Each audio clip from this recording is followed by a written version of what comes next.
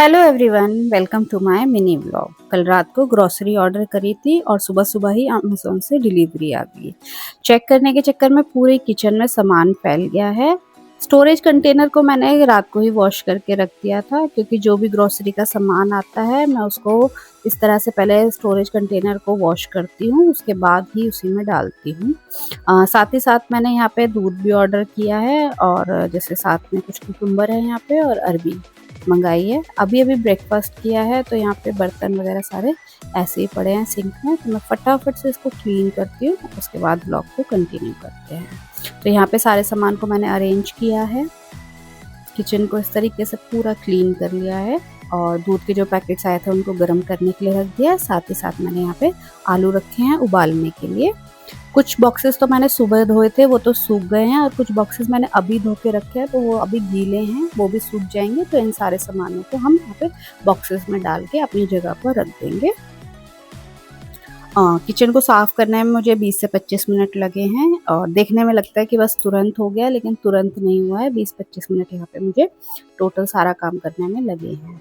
तो यहाँ पे आलू हमारे बॉईल हो गए थे, तो मैंने सोचा फटाफट से पहले चटनी बना के साइड में रख देती हूँ। तो यहाँ पे हरा धनिया, हरी मिर्च को वॉश करके यहाँ पे मिक्सर जार पे डाल रही हूँ। साथ में कुछ लहसुन डाल रही हूँ और अदरक डाल रही हूँ। जब भी हरी मिर्च की चटनी बनाती हूँ हरे धनिया डाल के, तो उसमें मैं अदरक भी डालती हूँ। अदरक से बहुत ही अच्छा टेस्ट आ जाता है। साथ ही साथ यहाँ पे हम स्वाद के अनुसार नमक डालेंगे और इसको बारीक पीस लेंगे। इसके बाद यहाँ पे मैं डाल रही हूँ दही। आप लोग चाहे तो वैसे भी यूज़ कर सकते हैं, बट दही डालने से इसका जो टेस्ट है वो और अच्छा हो जाता है। तो यहाँ पे मैंने थोड़ी सी दही डाल ली है, तो इससे क्या है, इसकी कंसिस्टेंसी भी बैलेंस हो जाती है और टेस्ट भी बढ़ जाता है। बॉयल आलू मैंने यहाँ पे छील लिए थे, और इसमें मैं हरी मिर्च काट के डाल रही हूँ। साथ ही साथ कुछ सूखे मसाले डाले हैं, आप अपने टेस्ट के अकॉर्डिंग डाल सकते हैं। नमक, मिर्च, हल्दी, गरम मसाला और धनिया पाउडर। यहाँ पे मैंने मैशर ले लिया है, क्योंकि आलू अभी गर्म थे, तो उनको यहाँ पे मैश करने के लिए मैंने पोटैटो मैशर लिया है और इसको मैश कर लिया है। साथ ही मैंने कढ़ाई चढ़ा दी है, क्योंकि अभी हम इस आलू में तड़का लगाएंगे। कढ़ाई में सरसों का तेल डालेंगे और उसे गर्म होने के लिए छोड़ देंगे।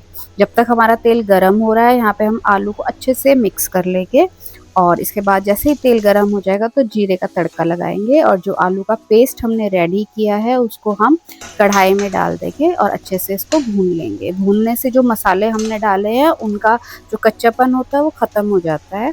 जैसे ही मसाले हमारे भुन जाएंगे, ऊपर से यहाँ पे हम कस्तूरी मेथी डाल देंगे। कस्तूरी मेथी डालने से आलू में बहुत अच्छा फ्लेवर आ जाता है।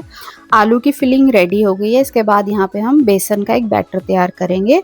इसमें हम बहुत ही बेसिक मसाले डालेंगे, जैसे कि सिर्फ नमक और हल्दी डालेंगे, और साथ में अजवाइन डाल लेंगे, क्योंकि आलू में हमने सारे मसाले डाले हैं और आलू को हमने थोड़ा सा स्पाइसी रखा हुआ है, इसलिए जो हम बैटर तैयार कर रहे हैं उसको सिंपल रखेंगे।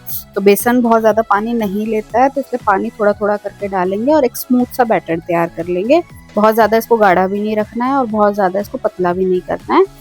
बेसन को 10-15 मिनट के लिए सेट होने के लिए छोड़ देंगे। तब तक हम ब्रेड के स्लाइसेस में आलू की फिलिंग भर लेंगे।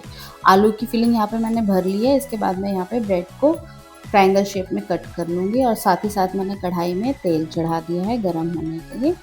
तेल को हमें तेज़ फ्लेम पे रखना है गर्म होने के लिए, और जैसे ही हमारा तेल गर्म हो जाएगा उसके बाद हम यहाँ पे ब्रेड पकोड़े सेकने शुरू कर देंगे। सारे ब्रेड्स को कट करने के बाद बेसन का जो बैटर तैयार किया है उसमें अच्छे से कोट करेंगे, और गरम गरम तेल में ब्रेड पकोड़ों को सेकने के लिए डाल देंगे।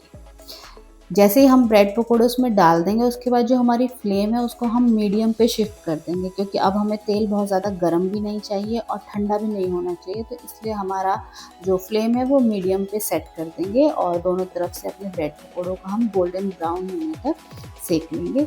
जैसे ही ब्रेड पकोड़े हमारे सिक जाएंगे, इसको हम एक स्ट्रेनर में निकाल लेंगे। मेरी कढ़ाई का जो साइज़ है वो छोटा है, तो इस वजह से 2 ब्रेड पकोड़े ही एक बार में अच्छे से सिक पाते हैं। अगर 2 से ज़्यादा ब्रेड पकोड़े डाल देती हूँ तो उनको फिर पलटने में बहुत दिक्कत होती है, इसलिए मैं यहाँ पे 2-2 करके ही सारे ब्रेड पकोड़े सेक लूँगी। जो भी बेसन एक्स्ट्रा तेल में रह जाता है उसको साथ के साथ तेल से निकाल देना चाहिए, नहीं तो वो जल जाता है और तेल को ख़राब कर देता है।